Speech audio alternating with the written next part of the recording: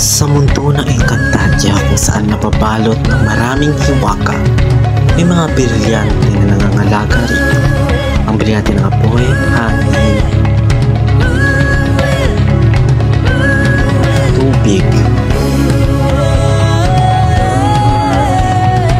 at lupa na siyang nagpoprotekta sa kanilang mundo. Ngunit meron din tayong ating mundo na nababalot ngayon sa pagbilis at sa pagtakbo ng mabilis na teknolohiya.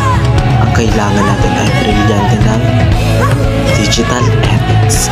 Ang brilyante ng digital ethics ay nakakatulong sa atin upang tayo maging maalam, mapanuri, at hindi basta-basta naniniwala sa mga impormasyon na atin natatanggap para maiwasan natin ang mga kapahamakan.